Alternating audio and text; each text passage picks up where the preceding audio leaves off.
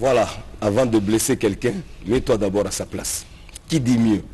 Bonjour fidèles téléspectateurs, très heureux de vous savoir nombreux devant vos petits écrans pour suivre ce big magazine de Congo de l'honneur, Congo de la dignité, notre Congo de ce mardi 2 mai 2023, où pour aujourd'hui nous faisons un focus sur la province du Kasaï, qui a comme chef-lieu Chikapa avec une superficie de 95 631 km². La langue parlée c'est le Chiluba. La province est chapeautée par le gouverneur Pierre Metutokot Dieudonné, secondé par le vice-gouverneur Nkole Chimwanga Gaston que nous saluons en passant, sans oublier les 5 territoires qui constituent cette province. Je citerai Dekese, Mweka, Ilebo, Luebo et Kamonia avec la ville de Chikapa. Donc nous profitons de l'occasion pour saluer le président, n'est-ce pas, de l'Assemblée provinciale. J'ai cité M. Alois Mouchitungenge, car cette ville de Chikapa comptait à peu près 5 communes, à savoir Kanzala, Bumba, Mabondo, Dibumba 1 et Dibumba 2. C'est ça la fierté de notre Congo qui célèbre en ce jour la journée mondiale de l'asthme. C'est la raison pour laquelle notre consoeur Déborah Ignière, la Tebo, c'est ici sur le plateau, n'est-ce pas, pour nous faire le développement, n'est-ce pas, de... Et nous célébrons également la journée mondiale du thon.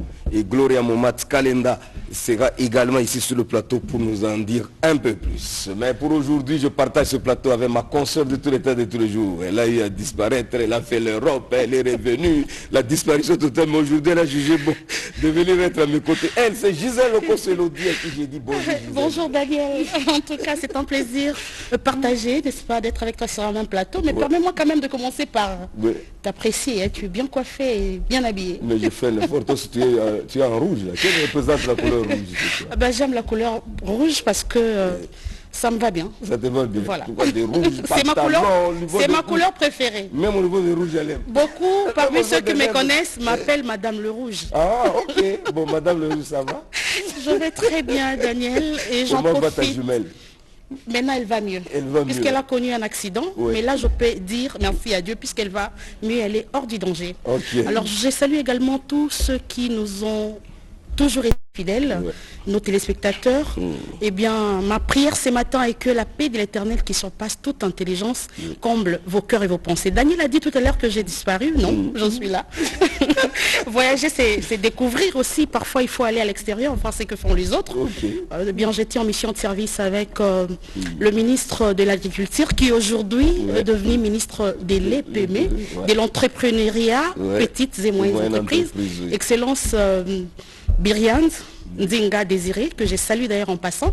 Eh bien, je suis là et en dehors du fait qu'on soit présentatrice ici, nous avons d'autres charges. Je suis reporter, parfois je suis obligé d'être sur le terrain, Daniel. Ok, merci beaucoup pour tout un chapelet de justification. Alors, nous sommes là parce que j'ai parlé de la journée mondiale de l'asthme. Alors, Déborah Ignière-Latébo est ici pour nous en parler un peu plus. Déborah, ça va? Oui, ça va très bien, Daniel. Tu es là en couleur, je vois un peu du bleu là. Oui, c'est ma couleur préférée, j'aime la couleur bleue. Qui représente quoi chez toi? Bon, rien du tout, mais c'est ma couleur préférée. Tu le préfères seulement sans cause? Oui, sans ça raison. me va très bien. Ça va, une très bonne chose. Alors, journée mondiale de l'asthme, qu'est-ce qu'on peut retenir? Voici ce que nous pouvons retenir pour la petite histoire de la journée mondiale de l'asthme. L'asthme est une maladie chronique qui se caractérise par des crises récurrentes où l'on observe des difficultés respiratoires et une respiration sifflante qui touche toutes les personnes des tranches d'âge. Cette maladie est une maladie chronique la plus courante chez les enfants. Il y a environ 339 millions de personnes touchées par cette maladie dans le monde. La journée mondiale de l'asthme a pour objectif de sensibiliser le plus grand nombre de personnes touchées par cette maladie qui est fixée au premier mardi du mois de mai. Et c'est aussi une journée d'information réunissant les professionnels de santé et les personnes touchées par l'asthme. Cette maladie a été découverte au XIIe siècle par le médecin philosophe juif Moïse Maïmonide. Et ensuite, un ouvrage a été publié en 1698 par John Foyer. Parlons de l'origine de cette maladie. Cette maladie provient de l'association prédisposée génétique à l'allergie appelée atopie et des facteurs environnementaux, favorisant certains éléments extérieurs tels que la poussière de la maison, les poils d'animaux. Cela peut provoquer une réaction allergique chez les personnes prédisposées ou encore l'exposition à des éléments tels que l'humidité, les moisissures et le tabagisme passif. Parlons des symptômes de cette maladie. Cette maladie a plusieurs symptômes qui sont la toux, les douleurs thoraciques, l'inflammation et la sibilance des tonalités aiguës caractérisant une affection respiratoire, pulmonaire ou bronchique. Nous devons savoir qu'il y a deux types de l'asthme. Il y a l'asthme intermittent et l'asthme persistant. Quand est-ce qu'on parle de l'asthme intermittent? On parle de l'asthme intermittent, c'est lorsque les crises sont peu fréquentes. Tandis que l'asthme persistant, c'est quand les prises de bronchodilateurs sont utilisées 1 à 2 fois par semaine. Parlons du traitement de cette maladie, il y a deux types de traitements. Il y a le traitement de fond, c'est lorsqu'on utilise les médicaments sous forme d'inhalation. Et puis, il y a le traitement des crises, c'est lorsque le traitement est par inhalation. Et puis, on ajoute les comprimés. Voilà tout ce que nous pouvons retenir pour la journée mondiale de l'asthme. Voilà, félicitations Deborah Igner Latebo. Alors, tu dédies ton papier à qui? Comme d'habitude, je dédie mon papier à la famille Igner, à la famille Nkwa, la famille Drouma, la famille Kimono, le Shiba. Et puis, je présente mes sincères condoléances à l'honorable Ngelemba Célestin qui a perdu son homologue, l'honorable Fidel Kinda. Et je présente aussi ces papiers à mes enfants, Victor et Léa. Toujours. Mais quand je vais poser la question, l'autre là, oh, Mbolo, voilà. Alors Gisèle, on se soutient, commentaire. C'est confidentiel. Daniel, je dois... Moi, ça fait encore mon côté. Alors Gisèle, le concept, je ne peux pas manquer des mots puisque j'en ai souffert pendant un bon moment de ma vie. Tout à fait. Et c'est une maladie très grave. Alors j'inviterai tous les parents à respecter à la loupe les prescriptions médicales. C'est très important. Puisque moi, on m'a amené même chez les tradipraticiens pour que je trouve guérison, ça n'a pas marché. Donc il faut éviter à tout prix la poussière. Voilà. Vous verrez dans des familles comme ça, vous avez des enfants qui en souffrent, mais vous avez des moquettes par exemple. Là, ça ne peut pas passer puisque la poussière... La poussière de la maison. Et les poils des animaux, les chats, le chat, ça il faut éviter. Il faut éviter la chaleur, éviter les mauvaises odeurs aussi, éviter aussi d'énerver l'enfant. Voilà. Ce sont des facteurs favorisants. Et moi, le Seigneur m'a fait grâce. J'ai trouvé la guérison quand je suis arrivée, je crois, à la 6e, en 6e année des humanités, après les épreuves d'examen d'État. Et c'est là où je suis allée voir mon pasteur, je lui ai dit, tant qu'il n'a pas quitté dans un anda côté. Voilà. Il a prié pour moi et c'était parti jusqu'aujourd'hui, je n'en souffre plus. Voilà, amen. Ça, c'est un témoignage. Ah ouais, un bon témoignage. Avant qu'on nous prenne Gloria Momat Kalenda pour la journée mondiale, n'est-ce pas, du temps, du Gisèle Okossou, parce que tu as parlé de l'éternel, n'est-ce pas? Nous lui disons merci de ce souffle de vie qu'il nous a accordé. C'est la raison pour laquelle pour aujourd'hui, nous sommes dans, pour ce qui est de la méditation, bien sûr, nous sommes dans cette mémoire, n'est-ce pas, de Saint Athanase, évêque, n'est-ce pas, d'Alexandrie, docteur, n'est-ce pas, de l'Église, décédé en 373. Là, on nous a donné 3 textes pour la méditation. En l'occurrence, acte 11, 19 à 26. Acte 11, 19 à 26. Psaume 86 ou 87. 7 premiers versets. Psaume 86 ou 87, 7 premiers versets. Et Jean 10, 22 à 30. Jean 10, 22 à 30. Alors, Gisèle Okossou, nous célébrons les prénoms suivants. Antonin. Non. Tu passes. Je connais personne. Athanase. Non. Athanase non plus. Non, je connais pas. Boris. Non, je connais pas. Même Boris là. Malheureusement, mais non. Je vais citer les noms qui me sont proches. Qui te sont proches. Voilà. Et enfin, Kahanzoé. Non, là je connais pas non plus. Donc, mais quand même, nous les saluons. Tu as 0 sur 10, madame. Ceux qui portent ces noms-là. Alors pour ceux qui n'est qu'une partie remise. Pour ceux qui est de la pensée du jour, Gisèle Okossou. Alléluia, alléluia. Mes brebis écoutent ma voix, dit le Seigneur. Moi, je les connais et elles me suivent. Alléluia. Jean 10, 27. Ah ben oui. Là, si tu manques un commentaire, je te chasse de ce peuple. Daniel, c'est une parole prophétique. Oui. Parfois, nous crions tous que nous connaissons Dieu, alors que Dieu connaît ses propres enfants. Dieu connaît ceux qui les servent en toute vérité. Dieu connaît ceux qui comptent sur lui. Et lui, nous aussi, ses enfants, nous les connaissons. Voilà ce qu'il a voulu dire. Ok, merci beaucoup Gisèle Okossou. Alors, Gloria Momat Kalenda est ici sur le plateau pour nous parler de la journée mondiale du thon. Gloria, bonjour. Bonjour Daniel, bonjour Gisèle. Très heureuse. Tu es un peu un chocolat. Toi aussi qui représente cette couleur. Toi aussi tu nous dirais que c'est ta couleur préférée? Non, non, moi en tout cas c'est le rose. Hein. Ah, toi le rose, hein, oui. Qui représente quoi? La féminité en tout cas. La féminité. Ah, donc si même Dieu veut revoir le monde, tu resteras toujours femme. Oui. Ah, là je suis Joseph Attaché Kimbembi, Machini avec REC. Donc Matache ferait un REC sur toi. Alors, rapidement, journée mondiale du temps. La journée mondiale du temps. D'abord, une petite précision, Daniel. Oui. Ce n'est pas le temps de la voix que nous allons développer ici, mais du temps comme nom d'un poisson. Voilà. Retenons que cette journée a été adoptée en 2016 par l'Organisation des Nations Unies et a été célébrée pour la première fois le 2 mars 2017.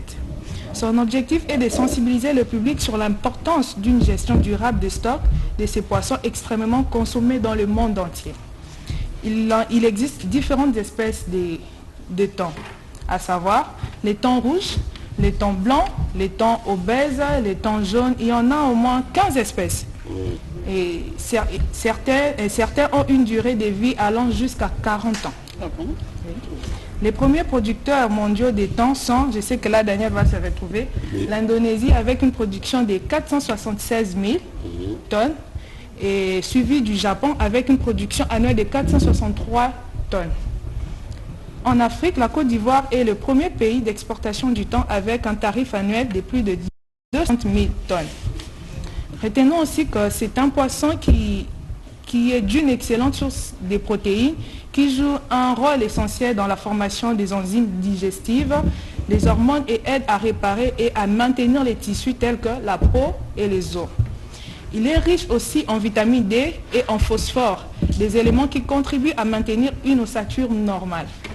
La vitamine B3 permet de réduire la fatigue puisqu'elle participe au fonctionnement du système immunitaire, nerveux et des globules rouges.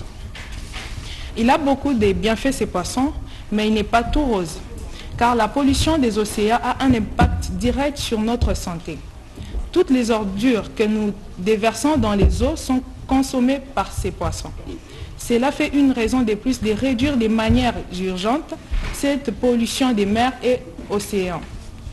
Pour chuter, nous pouvons tous contribuer à la préservation de l'environnement et de notre santé en consommant du thon de manière raisonnable. Voilà un peu cette ce petite qu'on peut synthèse. retenir. Une bonne chose, mais ce qui m'inquiète, c'est moi, il fallait que ça soit ici aussi en République démocratique du Congo, concernant l'Indonésie, le Japon et consorts. Alors ton papier, tu dédies ça à qui? Tu veux encore répondre? Non, non, je ne te pose pas la question. On m'a déjà donné la réponse. Je préfère me taire de ce côté. Je l'ai dédié à la famille Lokatikala, à Bibish Kanam Kassan, et à ma soeur aussi, Gaïlé Momat et Laël de Mali. Ok. Mais aujourd'hui, même maman est épargnée. Non, il n'est pas épargné, j'ai pas bien. Daniel, un petit commentaire. Tout à fait, Daniel. Quand nous allons au marché, nous avons plus l'habitude d'acheter des piodis. Ouais.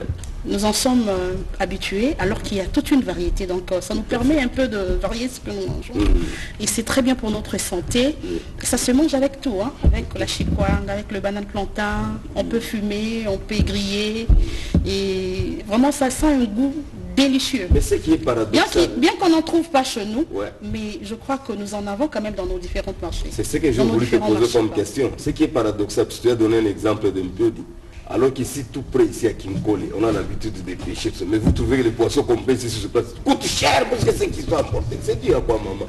Moi, je m'aimerais... Vous savez, dans les temps, il existait une industrie de pêcherie maritime. Hein. Ouais. Il y avait même une société qu'on appelait Pemarza. Bon. Donc, pêcherie maritime au Congo. Cette industrie n'existe plus. Voilà. Comme nous n'avons pas d'industrie de pêche, alors ce sont de petits pêcheurs qui se débrouillent avec... ils n'ont même pas de bateau de pêche, ils n'ont que de petites histoires là pour tirer de petits poissons. Voilà. Après avoir souffert peut-être toute la nuit, c'est tout à fait normal que le prix soit un peu coûté. Alors si nous avons un ministère de pêche et élevage, nous saluons d'ailleurs le ministre qui dirige ces ministères, je crois qu'il est reconduit, l'excellence Bokela, Adrien. Voilà. Alors il faudra que le gouvernement mette à notre disposition une industrie de pêche. Voilà. Là, au moins, ça nous permettra de consommer bio, mais à un prix bas. Voilà, merci beaucoup Gisèle Kosalon. On peut avoir le menu du jour? Tout à fait, Daniel. Juste après notre intervention, nos téléspectateurs suivront un élément en rapport avec la santé, la collaboration entre la médecine moderne et la médecine traditionnelle avec le docteur Mike Kapalai. Nous allons vous inviter à suivre avec l'ingénieur Alfado Mwamba. Nous vous proposerons gros plan sur la récollection du lectorat Saint-Joseph Matongué avec l'homme de gros plan, Daniel Kassinon-Poli. Alors, nous allons également vous proposer les différentes réactions des Congolais qui ont pris part, n'est-ce pas, à la sortie officielle de l'Union Sacrée le samedi dernier, c'était au Stade des Martyrs. Tous ces Congolais qui ont décidé d'accompagner le président de la République, Félix-Antoine Tshisekedi Tshilombo. Et nous allons nous séparer à travers la rubrique Joyeux anniversaire. Question de souhaiter ceux qui fêtent aujourd'hui. Voilà, tout à fait, Gisèle Okossou. Nous aurons également plusieurs invités sur le plateau, en l'occurrence M. Didier Baye, expert en tourisme en Afrique avec les pays de l'océan Indien. Il est également ambassadeur global du tourisme africain, certifié, n'est-ce pas, par le département du conseil d'administration de l'Union africaine. Alors il sera ici sur le plateau pour qu'on parle un peu de cette formation sur le renforcement des capacités hôtelières, module 3, qui a eu lieu, n'est-ce pas, le 27 avril dernier à Buena Vista, où nous n'avons même pas oublié ce message, hein, parce qu'on était très bien accueillis ces jours-là. Natif Freka Dima était au Zénith, il avait très bien dansé. Alors la liste est longue et populaire, hein. J'épargne les autres que j'ai vu aussi exhiber leur hanche. À l'occurrence, Daniel, monsieur Cyprien Lokotongo, oui. Il sera de la partie. Il y a également Albertine Kokou et qui nous parlera de l'entrepreneuriat. Ok, merci beaucoup. Alors, il y aura aussi d'autres invités aussi qui auront défilé sur le plateau, n'est-ce pas? Il y a M. Pierre Chamala, n'est-ce pas, qui sera de la partie pour le compte, n'est-ce pas, des syndicalistes. Parce que vous êtes sans ignorer que hier, nous avons célébré la journée mondiale, n'est-ce pas, du travail. Alors, ce syndicaliste, M. Cyprien Locoton, bon, tu venais de le dire, hein. Donc, Albertine aussi, Kokou, n'est-ce pas, entre maman entrepreneur, sera ici sur le plateau pour nous en parler un peu plus. Mais... Deborah Hiner l'a dit, hein, notre maman honorable Célestin Nguelema devait venir, mais du fait qu'il est éprouvé, il ne saura pas être de la partie, mais ce n'est qu'une partie remise, et nous lui présentons nos condoléances les plus attristées. Alors, le Kossou Gisèle, nous commençons avec le premier. Nous allons nous séparer de Deborah et Gloria en proposant à nos téléspectateurs un élément sur la franche collaboration qui existe entre la médecine traditionnelle et la médecine moderne. Suivez. Voilà. Beaucoup de gens me connaissent au nom de Dr Mike Kapala. Je suis urologue en phytothérapie et le médecin directeur général de l'hôpital général de référence de la médecine traditionnelle. Le premier que le ministre de la Santé a effectué, élaboré ou mis en place à la zone subsaharienne. Parce qu'au niveau du Sénégal, il y a déjà un hôpital général de référence dans l'hôpital général de référence de la médecine moderne. Il y a une structure de la médecine traditionnelle au CHU pour matérialiser la vision du chef de l'État, le premier médecin praticien, d'organiser la médecine traditionnelle. Il avait bon jugé nous donner un pavillon à l'hôpital général de référence de Kinshasa, ex-Maman Yemo, pour la médecine traditionnelle. Pourquoi? Parce que dans la médecine moderne, nous avons beaucoup de maladies qui sont incurables. Alors sa vision était celle-ci: toute maladie est incurable à la médecine moderne, qu'on les envoie à la médecine traditionnelle. Et moi, étant aussi médecin dans la médecine ou à la médecine moderne, mais je sanctionne par la médecine traditionnelle. Mais au niveau du Maman Yemo, il y avait un petit couac avec nos amis médecins modernes, il faut bien le dire. Ils ont bon jugé que nous puissions laisser le pavillon 16 juste pour l'administration, mais le ministre de la Santé nous a délocalisés par le truchement de son directeur de cabinet adjoint pour que nous soyons ici chez nous à Debonom. Alors, étant docteur et médecin dans la médecine moderne et tradipraticien, nous avions eu beaucoup d'avancées et nous connaissons maintenant bien la sémiologie, la pharmacologie, je dirais, la pharmacognosie. Donc, ça va bien pour un certain nombre de maladies. Nous sommes ici à Kinshasa, à Matadi et à Lubumbashi. Étant président du Conseil national de tradipraticiens, j'invite tout tradipraticien à venir se présenter, à venir se faire enregistrer au Conseil national pour que nous puissions aider la population congolaise à leur donnant des traitements, de soins. Parce qu'en ce net moment où nous parlons, les médecins tradipraticiens sont payés par le ministre de la Santé, par le truchement de l'hôpital général de référence de la médecine traditionnelle. Donc toutes vos maladies incurables, nous les faisons ici à l'hôpital général. Ça se passe comment à l'hôpital général de référence de la médecine traditionnelle? Quand un malade arrive chez nous, il est d'abord consulté par le médecin moderne. Parce que les médecins modernes connaissent bien une consultation propédeutique. Ils connaissent la sémiologie, les études pondrométiques. Cela veut dire qu'ils vont consulter, faire des examens à la médecine moderne et par rapport, ils me donnent comme président du Conseil national de tradipraticiens, moi qui connais quel médecin sait faire quoi. Et je donne ça aux tradipraticiens et nous sanctionnons, la personne trouve guérison. On revient sur les examens après le traitement. Parce que nous avions vu, il y a eu trop de ratés dans le chef de la médecine traditionnelle. Une personne vous traite 150 maladies. Une seule personne, un seul médecin tradipraticien qui vous traite 150 maladies. C'est déjà le charlatanisme qui s'avance et qui s'annonce. Alors, à l'hôpital général de référence de la médecine traditionnelle, nous avons des spécialistes juste pour les hémorroïdes. Il y a beaucoup de médecins, mais les problèmes persistent. Il y a des maladies comme le poison, les cancers de sein, le goitre, ce n'est pas moi. Il y a des médecins ici à l'hôpital général de la médecine traditionnelle. Il s'agit de goitre. Dans 2 semaines, 3 semaines, le goitre est terminé. Il faut avoir confiance à la médecine traditionnelle. Toutes sortes de cancers. Ici, il y a des spécialistes. Si vous venez pour le myome, fibrome, cancer de la prostate, la leucémie, les cancers du sang, le goitre, la hernie discale, vous avez du mal à marcher, la hernie discale.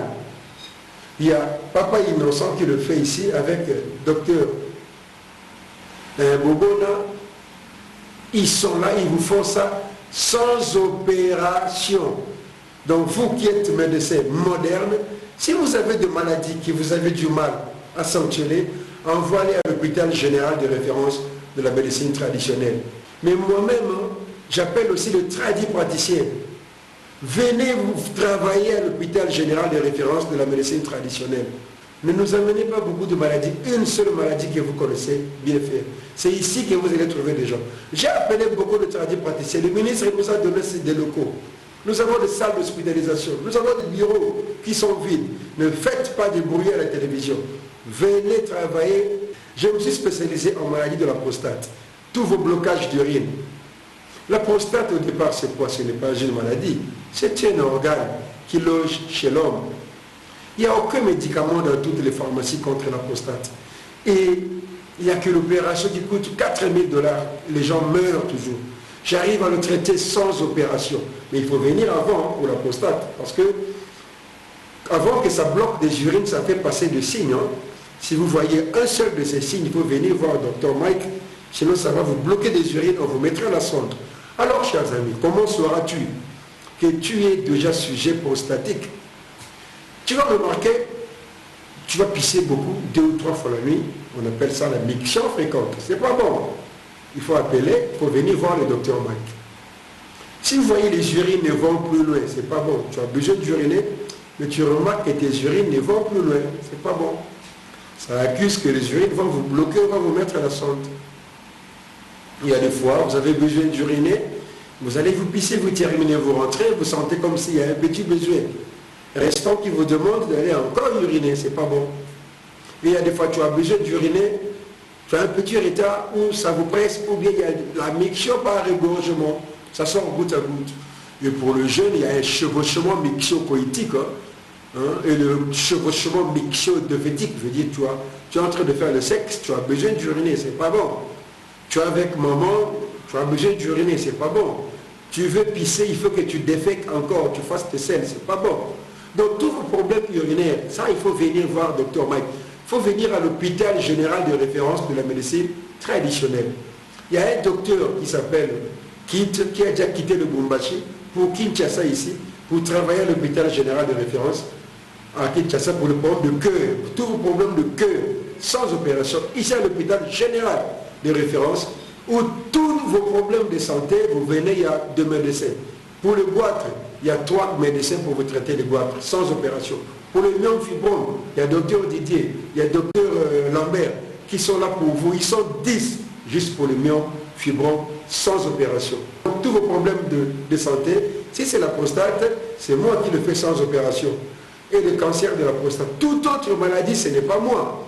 Nous avons des médecins qui vous traitent des yeux. Tous vos problèmes des yeux, cataracte, kératocone, strabisme, vous voyez flou, vous avez du mal à regarder. Il y a des cataractes, l'opacification du cristallin, je le traite. Le glaucome, qu'on appelle la dégradation des nerfs. Nous arrivons à le traiter à l'hôpital général de référence de la médecine traditionnelle, sans opération. Le pingekila, le thérigeon, une graisse là, qui ne vous aide pas à voir clair. Vous voyez flou. Il y a ce qu'on appelle la vision à double. Il y a l'amblyopie. Tout ça là, vous avez, la personne qui est devant vous, vous avez du mal à l'identifier parce que vous souffrez des yeux. Donc toutes vos maladies des yeux, venez à l'hôpital général de référence de la médecine traditionnelle. Nous sommes où? Nous allons vous traiter sans opération. Les femmes aussi, je vais vous aider ici. Vous avez aussi 2 maladies sexuelles. Vous avez l'aphrodisia, veut dire le manque de désir, et vous avez l'anorgasmie, veut dire que du plaisir. Parce que quand moi, l'homme qui répare les hommes, je répare l'homme, si la femme n'est pas aussi réparée, ça sera un turbo, ça sera une corvée. Ceux qui ont besoin de notre numéro, ils peuvent nous appeler sur 089 57 644 72 089 57 644 72. Vous prenez rendez-vous, nous serons avec vous, nous allons honorer ça. Voilà, c'était là le docteur Mike Kapalai qui nous a donné, qui nous a parlé de cette collaboration qui existe entre la médecine moderne et la médecine traditionnelle. Alors je disais, tu as donné l'exemple typique quand Déborah parlait de l'asthme, que quand tu en avais souffert, tu avais fait recours même au tradipraticien. Oui, à la médecine traditionnelle. Voilà. Question de trouver le vrai médecin traditionnel. Parce que moi je me dis, avec la médecine moderne, nous allons à l'université, nous apprenons avec des professeurs ordinaires, de professeurs qualifiés. Mais est-ce qu'avec la médecine moderne, il y a une école qui forme le médecin traditionnel? Je ne pense pas. Donc c'est juste par héritage, ça s'est transmis du père au fils. Question d'être bien encadré. Le docteur Kapala, il a dit, quand vous ne pouvez pas posséder toutes les connaissances. Vous êtes médecin, mais vous soignez 150 maladies, ça ne se fait pas. Vous devez vous spécialiser à une seule, 2, 3 maladies. Ça vous suffit pour que vous soyez mieux formés. Alors, parce que là, on a beaucoup de généralistes. Voilà, la médecine... Quelqu'un qui soigne toutes les maladies. C'est impossible, Daniel. Avec la médecine traditionnelle, vous allez à l'hôpital, on vous consulte, on vous soumet à des examens, et puis vous avez le résultat. Après, les traitements suivront. La médecine traditionnelle, on vous donne de doses incontrôlées, illimitées, tout en bidon. Vous prenez... Oui, j'en ai pris, Daniel. Des bidons d'eau, alors. Parfois on me dit qu'on devait me couper un peu pour mettre de produits à l'intérieur pour pas refuser. Il a dit non, ça ne se fait pas puisque ça risquerait un jour de créer des cancers et puis des complications. Voilà. Donc on vous donne de doser des doses. Il faudra que notre ministère de la Santé voie aussi cette collaboration-là. Voilà. Bon, je crois que c'est ce que le ministère de la Santé a eu à faire. Le fait qu'il dit qu'on leur a donné, n'est-ce pas, tout un bureau du côté de l'hôpital général. Donc on s'est dit, c'est surtout lors de la Covid, on s'était dit qu'il fallait qu'il y ait cette collaboration parce que du côté des États-Unis, qu'on faisait déjà des recherches pour trouver la solution à ça, la médecine moderne de son côté a dit bon, vaut mieux être ensemble, collaborer dans le souci de trouver la solution. Et le tout, c'est pour le succès, n'est-ce pas, de notre pays, pourquoi pas de ce métier. Alors, nous avons deux invités ici sur le plateau, à l'occurrence, M. Cyprien Lokotongo, qui est secrétaire général, n'est-ce pas, du syndicat anti-choc, syndicat du Congo, parce que vous savez que même ici, chez nous, à la radio-télévision nationale congolaise, il y a déjà des assemblées générales. Ça commence déjà aujourd'hui, hein, si je ne m'abuse. Donc, il y a ces élections des syndicats qui s'annoncent déjà.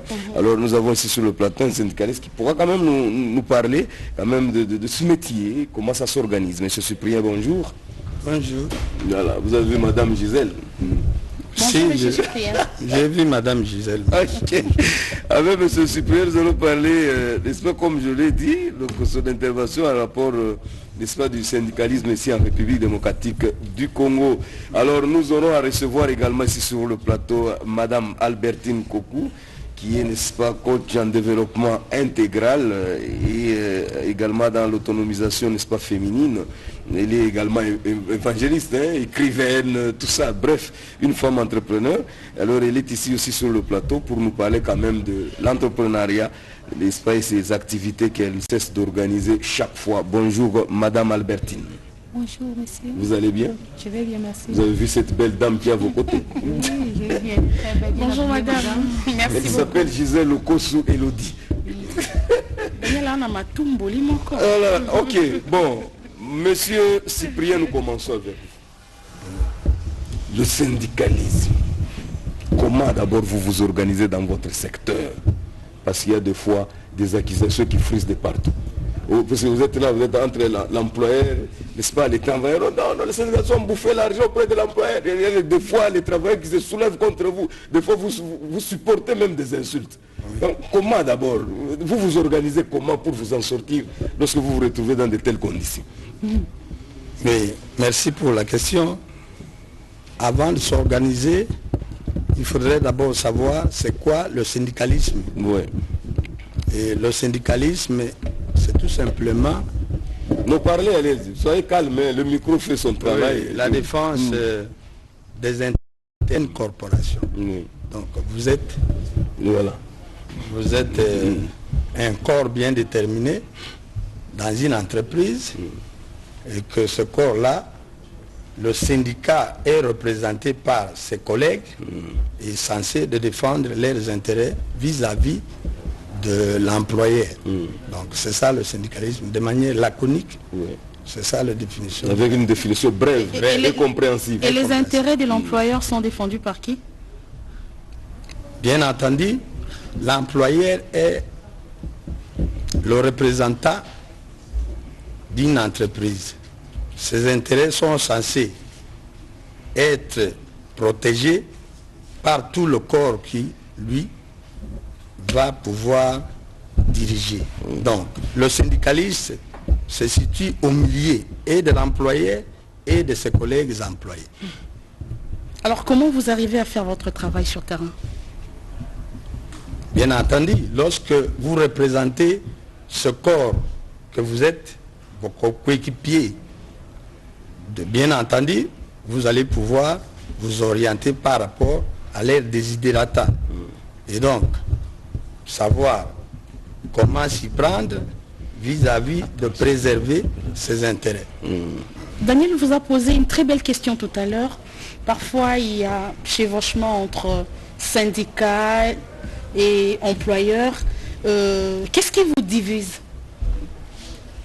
Mais ce qui nous divise, c'est par rapport aux intérêts. Lorsque les intérêts des agents ne sont pas représentés, lorsque les intérêts des agents sont minimisés, eh bien les agents vont pouvoir se défendre. Et ils se défendent pas par eux-mêmes, mais c'est par leurs représentations. Les représentations, ce sont des syndicats, des syndicalistes qu'ils ont élus, qui sont censés défendre ses intérêts vis-à-vis de l'employeur, vis-à-vis du gouvernement de la République. Voilà, une bonne chose. Je crois que votre dada, vous êtes plus dans l'administration, n'est-ce pas, publique. Tout à fait. Alors, quand lorsque nous parlons de la rotativité, qu'est-ce que nous entendons par là? C'est-à-dire que la délégation syndicale est censée de pouvoir faire 3 ans pour un mandat bien déterminé et renouvelable pour tout le monde. Alors, lorsqu'il y a une pérennisation, il y a glissement où les gens ne veulent plus partir, en tenant compte de cette logique, il y a à boire et à manger dans ce sens. Mais qu'est-ce qui crée cela, M. Juprien? Puisque, comme c'est prévu 3 ans, mais il faudra organiser par exemple des élections. Si les élections ne sont pas encore organisées, ceux qui sont au pouvoir sont censés rester en place. Oui, c'est pourquoi nous sommes là. Ceux qui sont là pérennisent pour longtemps possible les élections qui devraient en principe se tenir. Qui doit tenir les élections? Mais évidemment, c'est pour notre cas, à l'administration publique, c'est le gouvernement en principe, parce que le ministre, ayant la fonction publique dans ses attributions, doit pouvoir signer un arrêté pour pouvoir nous amener aux élections. Mais s'il ne le fait pas, et bien entendu, d'autres vont profiter parce qu'ils sont là, ils s'y mettent. Et leur prière, c'est laisser rester longtemps. Absolument. Voilà. Ok, Madame Albertine Kokou, quoi qu'on vous a déjà présenté, vous avez plusieurs casquettes. Nous commençons d'abord avec la première. Vous êtes, n'est-ce pas, coach en développement intégral, également l'autonomisation féminine. C'est quoi et qu'est-ce que vous faites concrètement? Merci beaucoup pour la parole. Bonjour. Salut. Je demande votre indigente. Je suis une femme panafricaniste. J'ai fait 8 ans d'étranger. Ah, tu parles plus anglais que français. Mais l'ingala peut oui, quand même. Oh, Dieu, nous allons ça c'est que vous pouvez bêter l'ingala. Je suis en train d'apprendre le chinois parce que c'est la langue nabiso. Ok, bon, le bas la lingala comme ça, tu boy français, le bas anglais côté belé. Merci beaucoup. Alors, je m'appelle Madame Albertine Kokou, je suis une femme entrepreneur. Je vais commencer à définir c'est quoi l'entrepreneuriat. Voilà. L'entrepreneuriat, c'est l'échange de services et de biens. Parce que moi, personnellement, j'ai fait mes études en Afrique et aux États-Unis. L'entrepreneuriat, exemple que je connais bien, je maîtrise l'anglais, d'ailleurs je donne l'anglais, le business English. Une personne, si tu as besoin... Vous parlez un peu en anglais pour être à l'aise. Hein? Une petite intervention en anglais pour vous révéler en français. Puisque... So I'm speaking English than French, so I'm good in French and English. Yes. Alors ça, si la personne qui a besoin d'apprendre l'anglais, il faut venir donner l'argent et puis je te donne le cours. Nous saluons Didier Baye en passant. C'est très important, Daniel. Je t'assure que... bon, je disais tout à l'heure que voyager, c'est découvrir. Hein. Oui. Il faut être à l'extérieur pour savoir. Mais vous arrivez quelque part, vous ne savez pas à qui s'adresser la parole. On vous parle dans une langue que vous ne maîtrisez pas et parfois vous êtes obligé de laisser puis mais partir. Faites comme les Chinois. Quand les Chinois viennent ici parler dans leur langue, l'interprète se bat pour vous. Là, il n'y a pas d'interprète, je t'assure. En tout cas, il faut apprendre l'anglais, c'est très important. Madame Gisèle, je suis là, je crois que je suis là. Non, moi j'apprends déjà, ne t'en fais pas. Améliorer, je suis là pour améliorer. Parce que pour dans le monde des affaires aujourd'hui, si tu veux faire les chiffres d'affaires, il faut connaître l'anglais. L'anglais, oui. Alors, c'est la langue des affaires. Oui. Anyway, l'entrepreneuriat, j'ai expliqué, c'est le genre de services et des biens. Alors, tout le monde, je vais parler des talents. Talent, c'est la capacité. Et là, c'est une grâce particulière. Exemple, je vais prendre l'exemple de la Bible, comme il y a David, lui, il avait le talent à la musique. La Bible, parce que j'ai fait aussi la théologie. Parce que vous êtes évangéliste aussi. Si, j'ai beaucoup de casquettes. Oui, vous avez, c'est ça, en gros, c'est l'entrepreneuriat. David, à un moment donné, Saïd, il était possédé, et David, il venait pour chanter. Chanter, c'est prier 2 fois. Oui, chanter, c'est prier 2 fois. Chanter aussi, c'est l'entrepreneuriat. Chanter, maintenant, dans l'entrepreneuriat, on va parler, il y a 6 catégories. Dans la musique, c'est entrepreneuriat artistique. Au Congo, maintenant, il y a la musique, vous allez voir. Il y a beaucoup de promotions des musiciens. Voilà pourquoi nous allons les aller. Madame Gisèle l'a parlé, il n'y a pas de pêche. Le ministre, ils ne vont rien faire car il n'y a pas les entrepreneurs qui vont faire déjà quelque chose. Il faut maintenant, nous, comme les autres, nous avons étudié à l'étranger, nous sommes venus au pays pour venir avec des valeurs ajoutées. Je crois que c'est ça. Vous avez répondu à l'appel du chef de l'État? Oui, j'ai répondu parce que je suis venue. Comment est-ce que je suis venue au pays en 2018? j'étais toujours à l'étranger, j'ai écouté la manière que le chef d'État il avait parlé sur l'autonomisation de la femme et la jeunesse. Moi, je suis venue, j'ai créé mon entreprise comme anti-business, je ne sais pas s'il y a les images. Ça va venir. Oui. Qu'est-ce que vous faites concrètement? Alors, nous avons, c'était à Lubumbashi, oui. Pourquoi à Lubumbashi? Parce que les partenaires, je travaille avec des multinationales, les partenaires, ils ont choisi Lubumbashi parce que c'est le poumon du Congo. Parce ils sont dans les mining. Oui, dans les mining, mais moi, je n'ai pas basé sur le mining, parce que l'agriculture, ça est là. Nous avons commencé les fermes avec des femmes, bien sûr, parce que j'ai mobilisé des femmes, parce que quand une femme est autonome, toute la société bénéficie. C'est ça, les images sont là, c'est quoi? Expliquez-nous un peu. Ça, ici, c'était à la FEC, parce que je travaille avec la FEC. Oui, ces projets ici, c'était à la FEC et nous avons lancé la conférence avec vous avez vu là-bas, ce sont des syndicats et nos partenaires. Je travaille avec les partenaires internationaux. C'est à la FEC que je suis là. C'est dans le cadre de panafricanisme. C'est pour la première fois. J'ai lancé ça vraiment. Nous sommes les Africains, c'est ça. Là, c'est à Lubumbashi. C'est ici à Kinshasa. Ici, oui. Okay.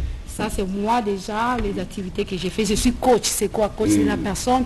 La Bible dit ceci, mon peuple paiera quoi des marques de connaissances. La connaissance. Il faut jamais investir quand tu n'as pas de connaissances. Et nous sommes là, nous sommes allés à l'étranger pour rentrer au pays, pour donner vraiment la connaissance. C'est un peu ça. Alors, on a essayé quand même d'expliquer aux gens, aux autorités. Je dis merci. Un chef de l'État, quand il a parlé d'autonomisation, moi je suis rentrée au pays. Depuis le Lubumbashi, déjà j'ai créé mon entreprise pendant Covid-19. Daniel Azaï Kotuna, entreprise en Ouest Salarani. Anti-business, c'est anti-business. Anti-business, c'est des mots anglais. Je vais expliquer. Anti-business, c'est des mots anglais qui veut dire la fourmi. Et ça, exemple, quand la Bible dit, toi paressez. Congo va paressez belé, il ne veut pas créer. J'ai l'honneur, j'ai l'honneur. Moi j'ai. Mais moi un pesant, madame Alberti. C'est ça, voilà pourquoi je suis là pour ça. Moi je suis venue au pays, mais je suis venue, j'ai créé. Non, mais tu as été à l'extérieur, là où tu as travaillé aussi. Si, bien sûr, j'ai travaillé. C'est comme toi, Azan et l'eau, tu as entreprendre. Tu es belle, non? Tu sais qu'avec ta beauté. Donc, beauté, tu es un bon Daniel. Tu peux faire le marketing, on a foutu. Bon. Ça, c'est pratique. Alors, on peut. Tekata Makala. Oui, Tekata Makala. Il y a même Makala, on est au Singapour, hein? Bon, dans un premier temps, Madame Gisèle, c'est au milieu d'abord. Et là, on a ça sans pour toi qui est en place. Soko yebi koyemba, soko yebi comme par exemple koteka, soko yebi kokangasuki, kota make-up, kota. Attaque sukola mutu basani, tout ça c'est déjà de l'argent. Tout à fait. Moi à l'étranger. Parce qu'on essaie d'inviter que vous avoir le Madame fonds Gisèle pour à commencer. l'étranger, je l'avais, oui. Si j'ai fait ça pour avoir mes capitaux pour venir investir. Tout à fait. Et je suis en train de une femme battante. Oui, bien sûr, avec beaucoup de sources de revenus, oui. Alors, mon histoire, pourquoi j'ai commencé l'entrepreneuriat, j'ai vu dans une famille monoparentale. Maman Langaza Moutakisangani, c'est l'histoire, ça a commencé. Maman a vu Kolamba très bien, et puis par après, mon père, il est de Kasaï, Atiki, maman, il est parti, nous sommes nombre de 10. Maman, elle préparait déjà la nourriture, et moi, j'étais petite, nous avons servi bango, et tu vois des femmes, c'était ça.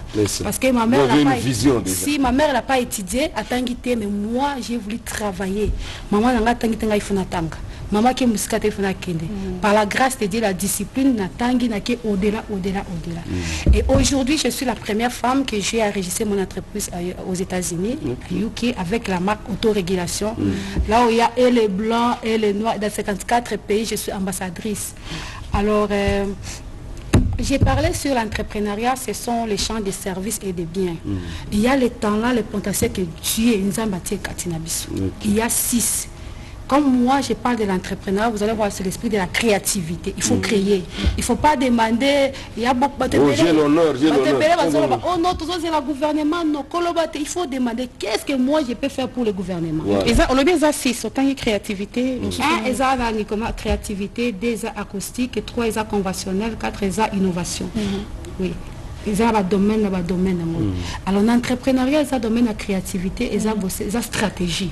Comme pour moi ici, quand j'ai créé mon entreprise, stratégie, maintenant j'ai fait le fois ma partenaire, il y a pour investir au Congo. Mais on a quand même en contact dans le ministère et l'entrepreneuriat en Bokanabiso. Puisqu'on a tout un ministère pour ça. Oui, je travaille avec d'abord le ministère, il y a comment on appelle ça, genre et famille.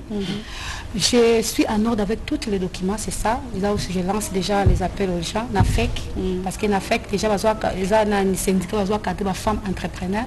L'image que tout le monde là-bas, c'est moi qui j'ai lancé tout le poids. Voilà pourquoi la Banque mondiale, parce que le président de la République a tiré Mongouana pour signer sur toutes les femmes de la jeunesse. Au bas projet, ils vont innover. Depuis le projet Elekaki, on a financement, voilà pourquoi je suis encore ici. Alors Daniel, je vois un ouvrage au commis, comment se développer pour devenir autonome. Très bien. Ça, c'est une marque que j'ai parlé de ça parce que, comme nous, Madame Gisabi, comment on ne m'a pas donné l'argent. Na sali réserve zakati nangai na yebi ki nazana tala kolamba. Je suis arrivé en Afrique du Sud, qu'on a pondé zakate, là on a un voyage, là j'étudiais, je faisais à Mozambique, en Afrique du Sud, na samba pondo, na lami na tiena ba bol. Na comment teke la bato. J'ai eu de l'argent, j'ai économisé, na comment so mabilo ko Afrique du Sud, na zoti na ngona Kinshasa. Par après quand j'ai terminé mes études, na yé na Congo, na zo sala na zo sape ba business na. Alors toutes ces histoires ci je suis autonome, je suis libre dans ce que... C'est une bonne chose. Donc on va poursuivre, parce que là, vous êtes vraiment compétitif et puis concret, puisqu'il y a des sujets qui nous viennent ici. Entrepreneuriat, oh, le chef de l'État dit là, vous au moins, vous êtes concret, une bonne chose, on revient à vous. Alors, monsieur Cyprien, oui. On nous dit, vous exercez, n'est-ce pas, votre travail, ou précisément, en tant que syndicaliste? Oui, en tant que syndicaliste, je suis à l'administration publique et je preste à la Direction générale des impôts, la DGI. Alors, la DGI. Vous aviez dit tout à l'heure que c'est le gouvernement qui doit organiser les élections. Absolument. Quelle démarche avez-vous menée pour booster un peu les choses, pour que ça aille un peu vite? J'ai déjà écrit moult fois au vice-premier ministre et ministre de la fonction publique la lettre pour qu'il signe un arrêté. Son Excellence Liaou, Jean-Pierre, pour qu'il signe un arrêté nous amenant aux élections. Dommage que ça traîne cette démarche-là. Par ricochet, sa collègue du travail, bien entendu, vous êtes le portefeuille de l'État. Bientôt, vous irez aux élections. Et nous attendons également les élections à l'administration publique. C'est inadmissible. Et donc, à la DGI, les dernières élections remontent en mai 2004. Nous sommes aujourd'hui 2023. Donc, alors que vous avez dit qu'il faut 3 ans après, normalement, il faut qu'on renouvelle. Absolument. À peu près 19 ans qu'il n'y a jamais eu des élections à la Direction générale des impôts. Vous voulez être candidat alors? Absolument. Mon syndicat doit être, vous voyez, c'est l'anti-choc syndicat du Congo. C'est l'antithèse des autres syndicats. Je vais arriver à pouvoir engager des élections sans autre forme de procès. Alors, M. Cyprien, je sais que bon, j'ai compris, hein, c'est parmi les difficultés que vous rencontrez. Quelles sont d'autres difficultés qui vous talonnent, n'est-ce pas, dans votre secteur? Non, les premières difficultés, c'est celle-là. Il faut qu'on organise les élections. Sinon, je milite. Je ne suis pas la délégation syndicale, moi. Je suis l'antithèse de la délégation syndicale de la Direction générale des impôts. Et donc, pour nous partager, il faut nous amener aux élections. Pour y arriver, il faut que les autorités du pays, à l'occurrence, je l'ai cité, le ministre, son Excellence, le vice-président de la fonction publique, et où le Premier ministre signe le décret pour qu'il organise les élections. Nous allons nous compétir. C'est dans ce sens-là. Ok, chapeau bas ici chez nous à la RTNC. Délégation de ça pour les délégations syndicales pointe déjà à l'horizon.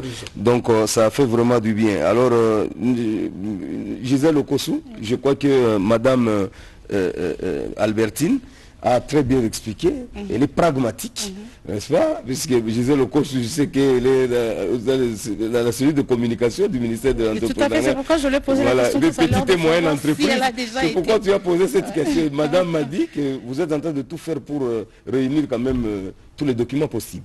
Elle a tous les documents. Oui, je peux aussi arriver parce que l'entrepreneuriat n'a pas l'âge. Ce n'est pas seulement pour les grandes personnes, même les enfants. Parce qu'aux États-Unis, à partir de 4 ans, on peut tester les formes d'intelligence et les talents. Notre problème de l'Afrique, surtout de la RDC, c'est les systèmes. On nous a appris, sur aux maillés, aux mathématiques, aux français. Or, il y a beaucoup de formes d'intelligence. Moi, dans talent à musique, à quoi travailler musique n'est pas comme Voilà pourquoi dans les livres ici, on a essayé, parce que ça, c'était projet pilote. J'ai formé les enfants au niveau de Nigeria. Au niveau c'est en anglais le livre? Non, c'est en français, mais on a essayé de traduire. Okay. Oui. Ça, c'est quelque chose, vous devez voir. Ça, ce sont les enfants, oui. Alors, ici, c'est pour la première fois. On termine par là. Hein. Votre, donc, là, vous êtes en train de construire votre message particulier pour aujourd'hui. Ce n'est qu'une partie remise. Hein. Chez vous, vous avez beaucoup de casquettes. Prochainement, vous prendrez ici comme évangéliste, prochainement comme écrivaine, et ainsi de suite. Moi, je la préfère comme entrepreneur. Okay. Ici, nous sommes dans le processus avec le ministère de l'enseignement, parce que c'est le problème de base. Parce que la pauvreté aussi, elle est héréditaire. Parce que le papa n'a pas que j'ai l'honneur. La meilleure manière d'éradiquer les taux de la pauvreté, il faut tout banader entrepreneur dès le bas âge. Voilà pourquoi. Il faut qu'on initie nos enfants déjà. Oui, il faut initier les enfants. Daniel, on voit les très intéressants. Beaucoup de quantités, ça y est ici. Mais c'est où? On a Kinshasa, adresse Nabiso, on a limité 12e rue. Ok. Puis. Bon, si vous avez un numéro de téléphone, maman. Numéro de téléphone, c'est 085 056 085 0. Ça, c'est WhatsApp. 085 056 085 0. Et puis Vodacom 082 56 85 519. Vous reprenez? 085 56 81 519. Ok. Les adresses à coopérative Nabiso, beaucoup de maman baza ebele toza wana. Parce que balobi que ceux qui veulent ça makango benga papa, mais si vous voulez changer la vie, il faut appeler les mamans. Ah oui, hein? Okay. Alors nous les femmes nous sommes là et je ne peux pas finir cette émission sans pourtant parler déjà. Comme Sanzambe, on peut se faire ma bomoy parce que belé va koufi. Surtout que qui prend la tozongi et zapon angolunae. Et puis je dis merci aussi honorable Laura Batumona. C'est notre père. On l'appelle nous déjà le temps que le coach Tobengi et donc ambassadeur de la jeunesse. Parce qu'à venir à l'aube des jeunesse. Alors nous disons merci à lui parce que c'est lui qui est président autorité morale de CNCC. MNC, il voulait nous accompagner. Nous avons lancé appel à tous les ministres. C'est le meilleur moment pour investir par la base. Pour le moment de Tinga coach, je vais dire au maman, vous votez il faut un esprit entrepreneurial. Merci beaucoup. Une campagne au Banda. Bien. Alors, monsieur Supi, on termine aussi un message particulier pour aujourd'hui. Si vous avez aussi un numéro de contact que vous voulez donner, vous le faites rapidement. Oui, le dernier mot, je dirais,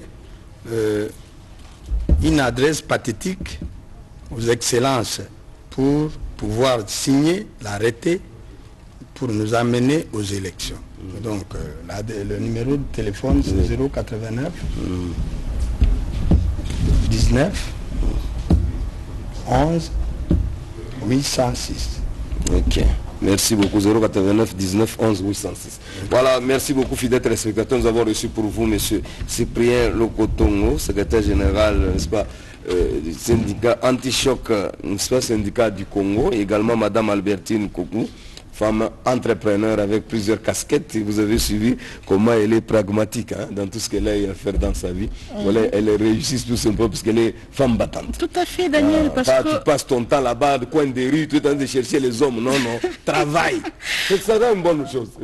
Lorsqu'une femme entreprend, elle devient indépendante et ça lui donne de la valeur. Voilà, nous avons appris que la femme, c'est une valeur ajoutée. La femme doit avoir un plus à apporter dans la société. On doit être utile. Na famille, na yo, na libo, ce qu'on ça là, tu ne vivras pas comme un parasite qui ne vit qu'au dépend de notre être vivant que nous appelons hôte.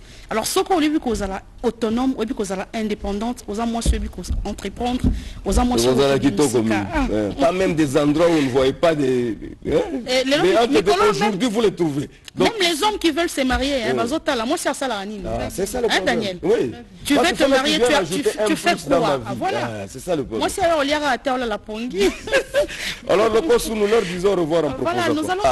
Merci à Joseph Attaché Kimbembi Machini, le patron des REC. Et aujourd'hui, nous a fait REC sur Alpha Domamba, qui est un ingénieur.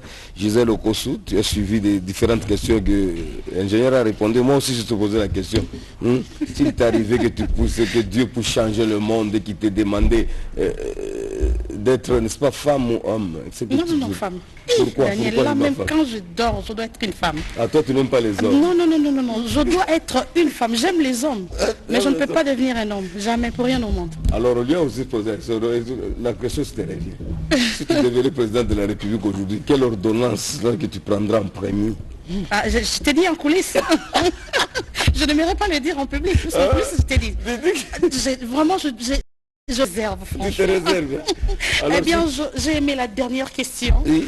Et on lui a posé des questions de savoir un mot, le dernier mot pour sa vie. Bon. Il a dit qu'il dira à ses enfants de compter sur leurs propres efforts. Voilà. Et à Dieu. Oui. Alors, ça me renvoie à mon professeur de l'économie à l'université de Kinshasa, le professeur Léonard Touaremba Onfre. Il a écrit un ouvrage sur le développement endogène. Dans cet ouvrage, il rassure qu'un bon développement, c'est celui qui part de l'intérieur. Ouais. Il ne faut pas attendre qu'on vienne faire pour vous. Nous devons tout faire pour nous développer nous-mêmes. Voilà. Vous devez concevoir. Il a dit, nous devons nous nourrir nous-mêmes. Voilà. Ça, c'est intelligent. Okay. Donc, compter sur nous-mêmes au lieu de regarder les autres. Merci beaucoup. Alors, nous avons un autre invité ici sur le plateau. Lui, c'est M.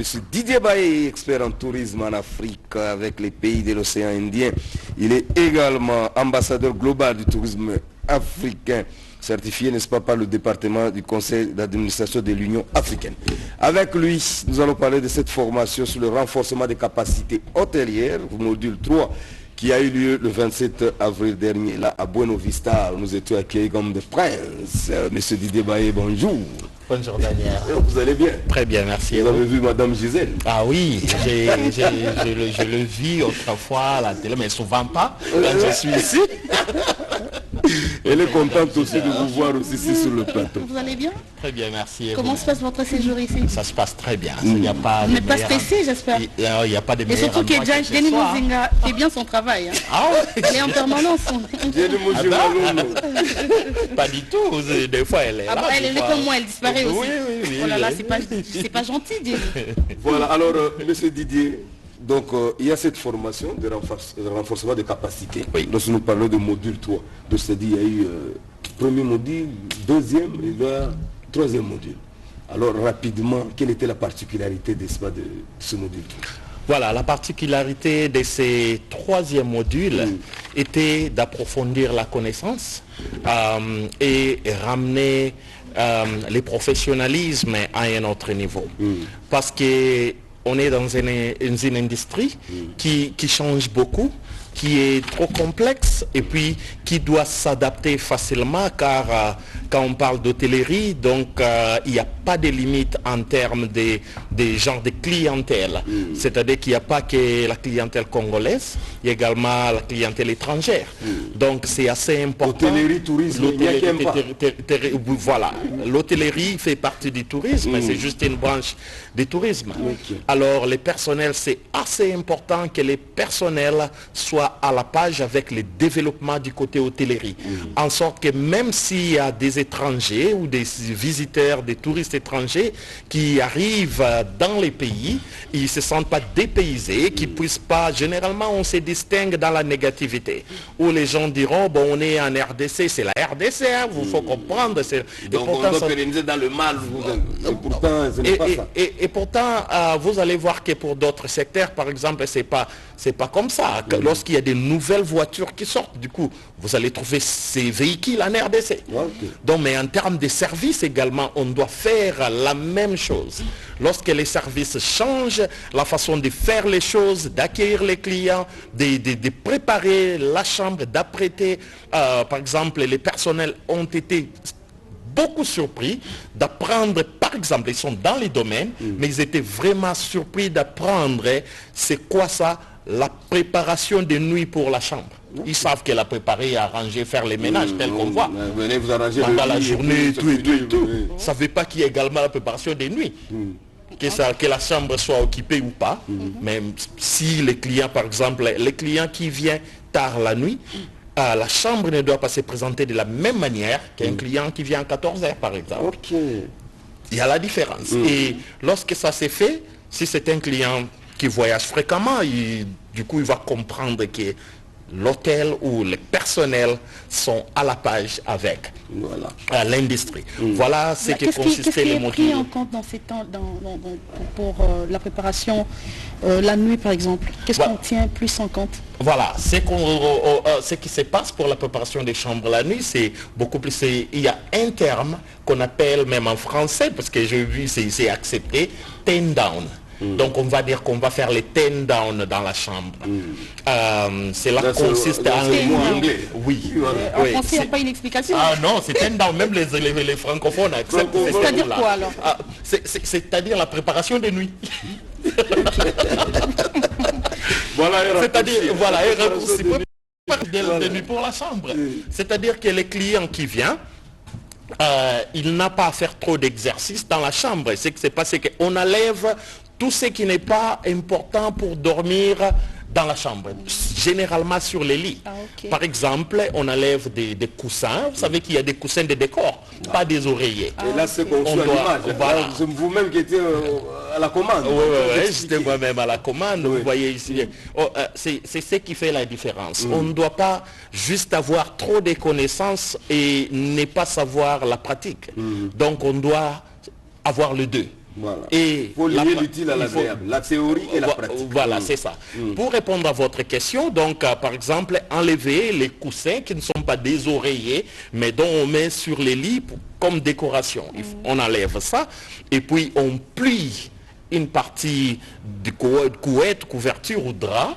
Ça dépend du pays, parce que là où il fait chaud, on a des couvertures dans d'autres endroits, selon la saison, on a que les draps de lit. Il fait très froid. Voilà. On plie juste un angle, à former un angle d'environ 90 degrés. Et sur cet angle-là, c'est là qu'on va poser, par exemple, le menu pour les petits déjeuners les lendemains. C'est là qu'on doit poser les petits gâteaux, les petits chocolats ou un petit bonbon là-dessus. Et à côté, on met des babouches de chambre si l'hôtel offre. Et voilà, on prend les oreillers. Généralement les oreillers sont mis verticalement. Maintenant on les met à plat. C'est-à-dire que lorsque les clients entrent, il n'a qu'à peut-être à changer et soulever. Et c'est quoi également? C'est attirer son attention à s'apprêter déjà pour le lendemain.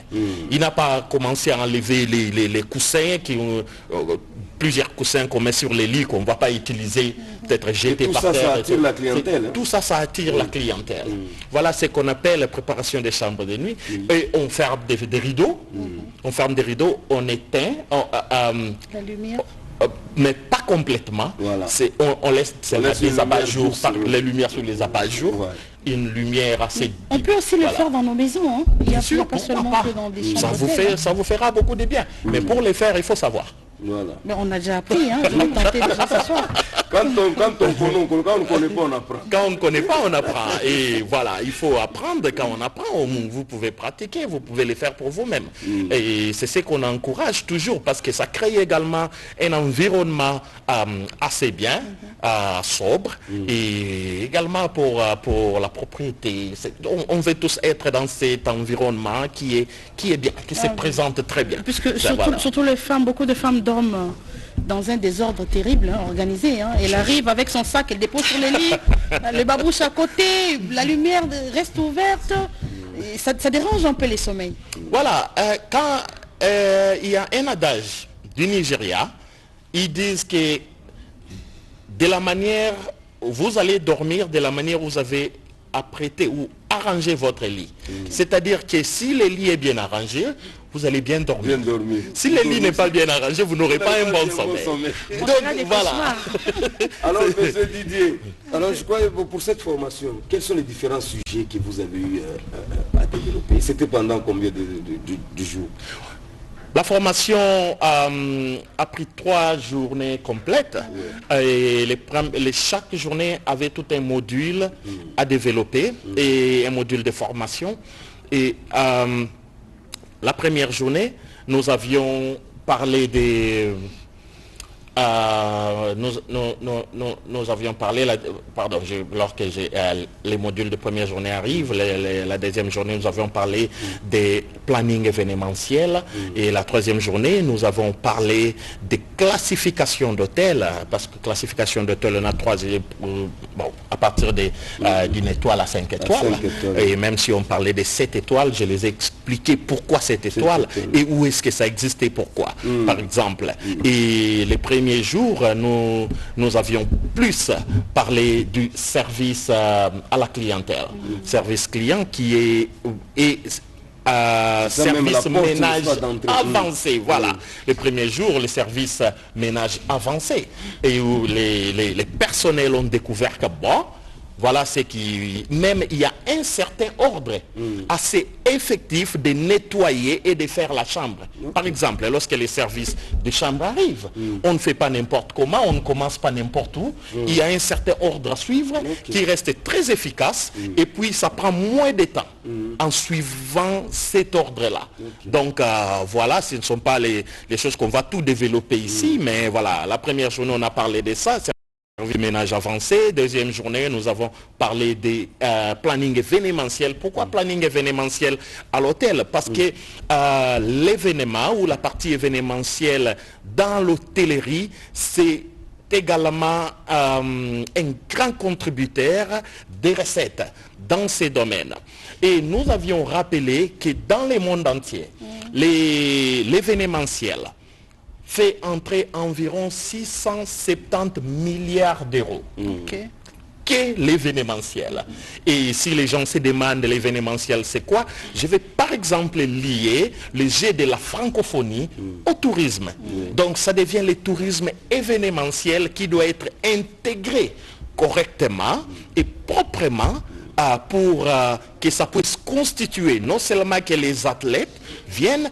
En principe, en ces temps ici, selon les normes et les plannings, on devrait déjà avoir la publicité, les packages qui passent dans tous les pays francophones qui seront représentés. On n'a pas juste besoin des athlètes, les athlètes oui, mais quand on a également leurs peuples qui viennent en RDC, cela donne une autre connotation, donc on regarde, le monde entier verra la RDC de la façon dont ils ne savaient pas.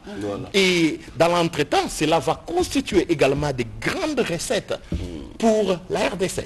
Et voilà, ça ce sont juste des lignes que je suis en train de parler comme ça, mais sinon je peux expliquer en détail qu'est-ce qu'il faut mettre en place et comment tout cela se transforme en vraies recettes. Donc venant du tourisme événementiel. Alors, monsieur Didier Baye, on est en train de nous suivre, n'est-ce pas, de partout. Il y a par exemple à Colosie, là, madame Jacqueline Gombe, qui voulait un peu savoir, elle dit, elle entend toujours parler, hôtel, 5 étoiles, hôtel, ceci, cela. Cette classification, vous faites ça comment? Et puis ici, en République démocratique du Congo, est-ce que nous avons un hôtel 5 étoiles? Oui et non. Oui et non. Oui et non. Pourquoi oui? Oui. Oui, parce que les gens disent qu'il y a l'hôtel 5 étoiles.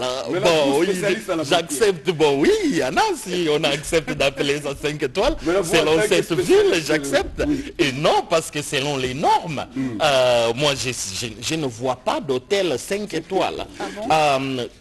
La classification d'hôtel ne se fait pas parce que on est parti en Chine ou en Inde, on a commandé des gros chandeliers brillants avec des fauteuils Louis XIV et on met là avec un tapis épais et on dit que voilà, on est 5 étoiles parce que ça brille partout dans nos chambres.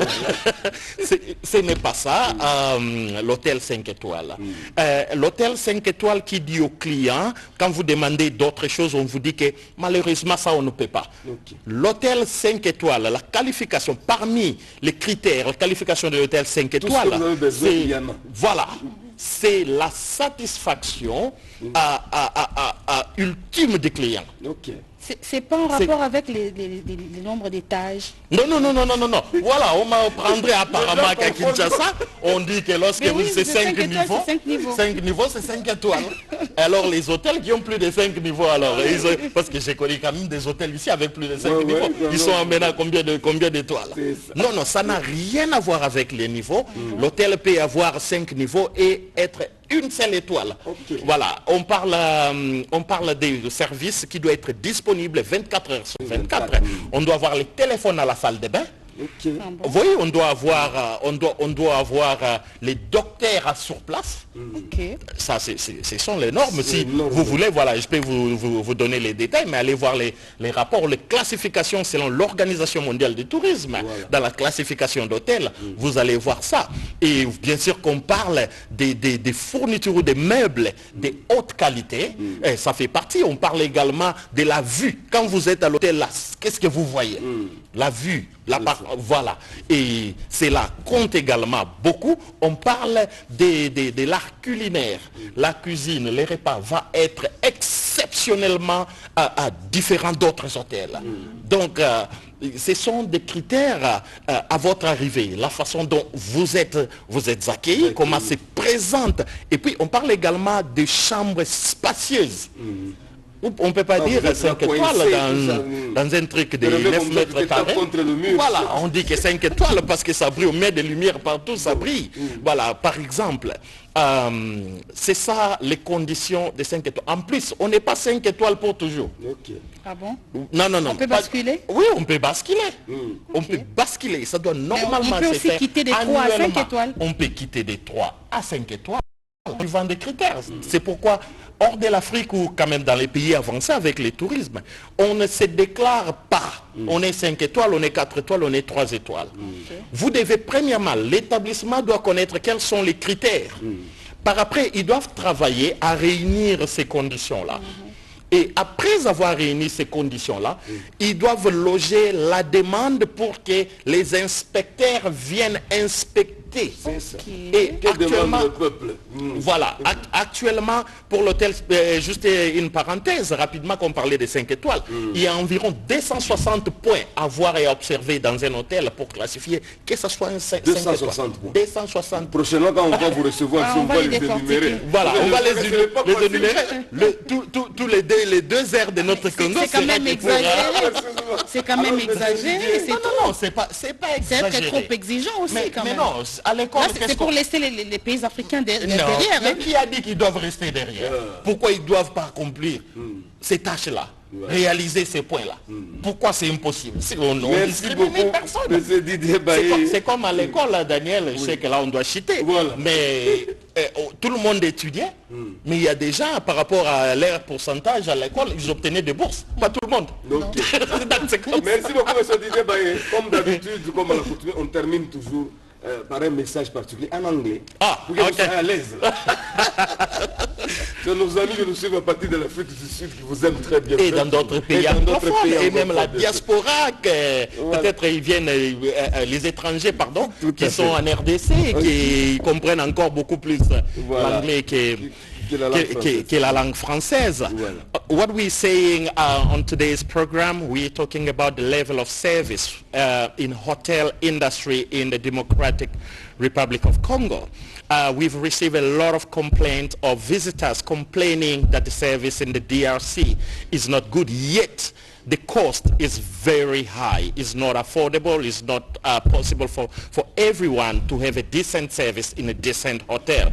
But the service is really, really not up to standard. So this is why we here, and myself as tourism experts, helping countries, the whole country, Democratic Republic of Congo, and different hotels by providing training so that the DRC will reach the maximum level, international level for our guests and visitors. And we'd like all those investors that have hotels to make contact with us. And stay tuned. We'll be in touch. Thank you.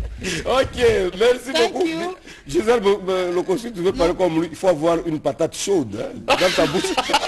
Mais l'essentiel est que j'ai quand même compris. Tu as vraiment compris. J'ai quand même compris le message. Depuis que tu as voyé, tu as compris l'importance de la langue. Non, je dois apprendre l'anglais. Laisse-moi le temps, jusqu'à la fin de l'année. Okay, tu verras bien m'exprimer en anglais. Moi, j'aime l'esprit parce qu'auparavant, il y a des gens qui pensaient que parler l'anglais, c'est être avancé ou c'est pour se faire voir. Mais non, ils oublient qu'en Angleterre, les fous sur la rue parlent anglais. C'est ça le problème. Merci beaucoup vraiment pour cette... Voilà. Nous disons au revoir à M. Didier Baye, expert en tourisme en Afrique, avec les pays de l'océan Indien. Oui, nous allons faire un gros plan sur la récollection de l'électorat Saint-Joseph Matongé avec Daniel Kassinompoy. Zanga.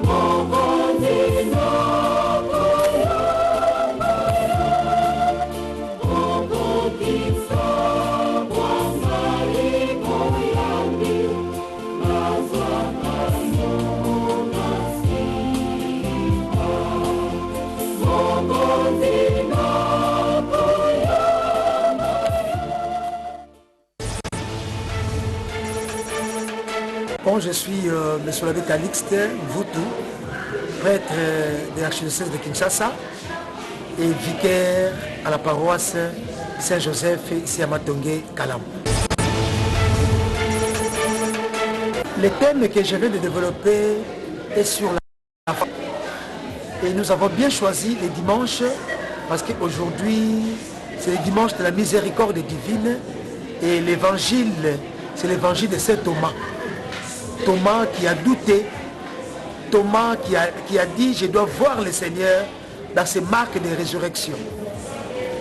Et quand le Christ est arrivé, il dit à Thomas « Regarde mes plaies ». Et après, il montre le chemin à Thomas pour dire « Bienheureux ceux qui ont cru sans avoir vu ». Voilà pourquoi aujourd'hui, avec les lecteurs, nous voulons nous atteler là sur la foi. La foi, c'est quelque chose qu'on espère avoir. Même si on n'en a pas, j'ai la ferme assurance que je vais l'obtenir. La foi, c'est une assurance. La foi, c'est cet abandon, arriver à s'abandonner à Dieu. La foi, c'est une soumission à Dieu. Aujourd'hui, la plupart des chrétiens, ils ont abandonné leur foi. Les doutes bat le plein dans le chef des chrétiens. J'ai invité les lecteurs aujourd'hui, comme les disciples ont demandé à Jésus-Christ, Seigneur, augmente-nous la foi. Que cette foi soit augmentée dans notre vie. Nous devons regarder Jésus. Quand les doutes persistent, regardons Jésus. Comme le psaume dit, je lève les yeux vers le montagne, d'où me viendra le secours. Le secours me vient de l'Éternel, lui qui a fait le ciel et la terre. Celui qui regarde Jésus, il a la ferme assurance. Et aujourd'hui, avec cet enseignement, j'espère que je ne vais pas prêcher dans le désert. Nos lecteurs, nos lectrices ont entendu, ils ont posé des questions pour entrer encore en profondeur de cet enseignement. La foi, c'est une adhésion. Quand je dis Amen, ainsi soit-il, j'ai la foi en Jésus que quelque chose que j'ai demandé se réalisera. Car la Bible nous dit, Dieu n'est pas un homme pour mentir. C'est nous les hommes qui mentent, mais le Seigneur, tous ces dons que nous demandons au Seigneur, lui nous donne ça. Voilà, ayons la foi, ayons cette conviction que le Seigneur est là, il est parmi nous. Et la paix de Dieu doit continuer de régner dans notre vie.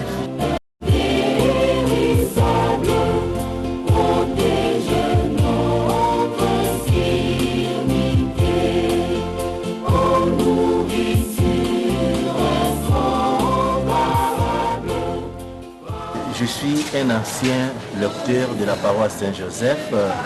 Je m'appelle Coco Bienvenu. Je suis catéchète et je suis membre de la paroisse Saint-Joseph de Matongé. Le lecteur, c'est un homme choisi par Dieu. Un lecteur, celui qui lit à l'église, qui proclame la parole de Dieu à l'église, c'est un homme choisi par Dieu et l'enfant de Dieu que Dieu a choisi pour être debout devant les enfants de Dieu, pour proclamer sa parole. Donc c'est très important. Un lecteur, c'est un homme que Dieu a choisi comme ça. Dieu avait choisi David comme il avait choisi Samuel, comme il avait choisi les 12 apôtres avec Jésus-Christ.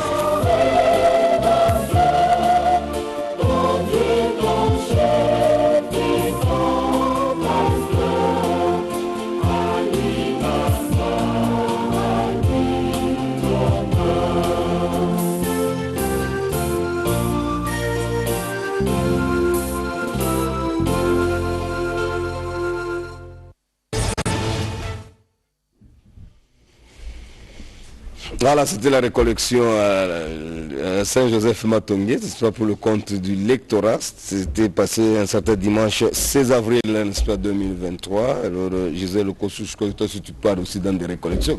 Tout à fait, mais ce que j'ai aimé, on a parlé de l'importance ou encore du rôle d'un lecteur. Voilà. On a dit qu'un lecteur ne s'improvise pas. Donc c'est pas tu dors, tu te réveilles, tu te dis tu deviens lecteur. Il y a des normes et des conditions. D'abord c'est Dieu qui choisit. En plus il faudra se soumettre à des formations, à des séances de répétition, à des encadrements pour être bien formé, être assidu et mieux faire le travail. Voilà, alors si tu trouves quelqu'un qui est le coordonnateur de l'électorat, c'est pour te dire que ce monsieur-là est... Oui, Daniel est coordonnateur. C'est un très bon lecteur. Respecte les normes. J'aime ce travail parce que ça te permet au moins de lire la Bible et de connaître d'une autre manière. Quand on nous prêche, c'est vrai, c'est bien, nous captons, mais c'est mieux de lire aussi la Bible nous-mêmes. Ça nous permet d'entrer en contact direct avec Dieu et de comprendre ce qu'il a écrit. De savoir aussi l'interpréter de nous-mêmes. Voilà, une bonne chose. Alors là, nous faisons recours au président Béni Lubula Mwamba. Là, nous sommes à Lubumbashi. Il y a eu la remise, n'est-ce pas, des diplômes aux acteurs, n'est-ce pas, des droits de l'homme. Cet événement qui s'est passé dans cette province chère à Kiabula Kato Andani, le gouverneur de cette province. Vous avez une idée de ce qui s'était passé, Gisèle Okosu? Et 11 défenseurs des droits de l'homme étaient réunis dans la salle Boulaya de la mairie de Lubumbashi pour la cérémonie officielle de la remise des diplômes d'honneur et diplômes de formation ce samedi 29 avril 2023. Je déclare solennellement à respecter, à protéger et à promouvoir les droits de l'homme partout et en tout. Après l'hymne national, ça n'est suivi la présentation détaillée du programme sur le déroulement de cette cérémonie riche en couleurs qui a connu la participation de plusieurs autorités, notamment du procureur général près la cour d'appel du Haut-Katanga, accompagné du mot des circonstances du président national de l'ODH qui a dans son discours recommandé aux lauréats de faire le travail dans l'intérêt des droits de l'homme. C'est véritablement pour nous un jour spécial de célébrer les droits de l'homme à travers la collation de ces activistes des droits de l'homme et décerner ces diplômes d'honneur et mérite et les prix de dignitaires internationaux des droits de l'homme à ces hommes et femmes qui ont marqué et continuent à réaliser vis-à-vis de la classe, marquer l'histoire à travers leurs œuvres humanitaires et actes de bonne foi réalisés vis-à-vis de la classe moyenne, sans tenir compte de leur tribu, ni race, ni des ethnies. Puis est venu le moment tant attendu, celui de la remise des diplômes d'honneur aux dignitaires internationaux du droit de l'homme et diplômes de formation aux défenseurs du droit de l'homme. Cher procureur général, l'Action universelle pour la défense des droits de l'homme et la LIDH dont je suis le président national, ensemble avec toutes les autorités étatiques et les dignitaires et les activistes des droits de l'homme, nous décidons de vous accorder ces diplômes. Notons que 3 semaines auront suffi pour la formation des dignitaires et défenseurs des droits humains par l'Action universelle pour la défense des droits humains que dirige Béni Lubula Mwamba, avocat du peuple. Voilà, de retour sur le plateau, fidèles téléspectateurs, c'était cette remise de diplômes aux acteurs de droits de l'homme. C'est un événement qui s'est passé à Lubumbashi, n'est-ce pas, le chef-lieu de la province du Haut-Katanga. Alors c'était sous la bénédiction du président Béni Lubula Mwamba. Gisèle Okosu, un petit commentaire? Mes très sincères félicitations à toute cette grande équipe. Eh bien, je leur souhaite de faire un très bon travail. Voilà. Donc nous saluons aussi Wamoucha Lakamba, n'est-ce pas, le coach. Ok, bon séjour à Kinshasa, monsieur Boa Mboma, à Palangana, Mboma Boa, n'est-ce pas, de la part de Kinzuela. Ça fait quand même du bien. Lokosu Gisèle, qu'est-ce que nous pourrons nous présenter? Daniel, nous allons suivre les différentes réactions des Congolais qui ont pris part, n'est-ce pas, à la sortie officielle de l'Union Sacrée. C'était le samedi dernier, au stade de Martyrs. Suivez. Ok. La politique AUD, Alliance pour l'humanisme et la démocratie, membre effectif de l'Union Sacrée de la Nation. La journée d'aujourd'hui, c'est une journée spéciale parce que c'est la journée de la consécration du pouvoir de notre leader charismatique Félix Antoine Tshisekedi Tshilombo. Nous venons ici pour prouver à la face du monde que le Congo est uni, le Congo est ensemble autour de Félix Antoine Tshisekedi Tshilombo pour la sauvegarde de la patrie qui est en danger, pour la sauvegarde des intérêts nationaux et pour l'unité nationale. Nous sommes ici justement pour que cette unité nous aide à bouter l'ennemi hors et à amener la paix dans l'Est. Parce que notre Est est menacé, les ennemis du Congo veulent balkaniser notre pays. Nous ne sommes pas d'accord, nous sommes ensemble avec nos frères de l'Est. Nous devons bouter l'ennemi hors d'état de nuire, hors de notre territoire national. Ici, avec Félix Antoine Tshisekedi, nous vaincrons.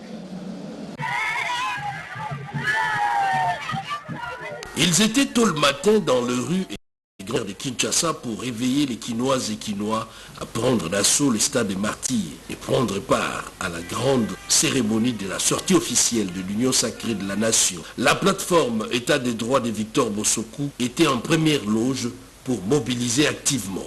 Ces mouvements de foule est encore une fois la preuve de l'engagement et détermination de la population à accompagner le chef de l'État Félix Antoine Tshisekedi dans sa vision pour le redécollage de la RDC et de ce fait ouvrir la porte pour un deuxième mandat. Nous sommes dans l'Union Sacrée en tant que membres d'appui dans toutes les actions de l'Union Sacrée, nous sommes présents. Et nous avons suivi la recommandation, c'est lui d'être ensemble à l'unité pour diriger notre pays. État des droits de Victor Bossokou et l'Union Sacrée de la Nation sont du bon côté de l'histoire. De retour sur le plateau, fidèles téléspectateurs, vous venez de suivre là les différentes réactions par rapport à cette sortie officielle le samedi dernier de l'Union Sacrée pour la Nation. Gisèle Okosu, tu étais de la partie, non? Oui, j'étais là. Tu avais vécu cette marée humaine. Je t'ai dit qu'il y avait une foule impossible. Okay. Le stade était plein. Félicitations à tous ces Congolais qui ont répondu présent. Ouais. Qui veulent soutenir la vision du président de la République, Fachi Beton. Donc, alors Daniel, l'artiste musicien qui s'est produit, c'était Félix Oazekwa. Il était le seul à se produire au stade ces jours-là. Nous le félicitons puisqu'il a offert un très bon spectacle. Je crois que ça, avant goût, il y a les 12. Hein? Voilà, ça s'annonce bien. Ok, joyeux anniversaire à tous ceux qui fêtent leurs anniversaires à travers le monde en général, en particulier à Hortense Pembe la vie Pembe Hortense. N'est-ce pas, de la part de Tarzino Kabamba. Alors Gilles Vachimanga a fait comme à l'accoutumée. Des annonces. Gilles il n'y a rien là. Ok, Gisèle Okosu, nous sommes déjà arrivés à la fin. Ah oui, merci beaucoup Daniel, c'est la fin. Je dis grand merci à ceux qui nous ont suivis. Merci à Émérance Lokosu, merci à ma famille qui m'a suivi à partir de Paris. Jean-Paul Onema Ngambe, Otudiema Jules César Lama, Motema Mama Yolande. Merci également à Frida Nkote. Ok, Nkote, la famille Nkote. Okay, merci beaucoup, monsieur René. Kalombo aussi, hein, Daniel. Voilà, monsieur René Longonga, voilà, le mari, n'est-ce pas, de maman Elie.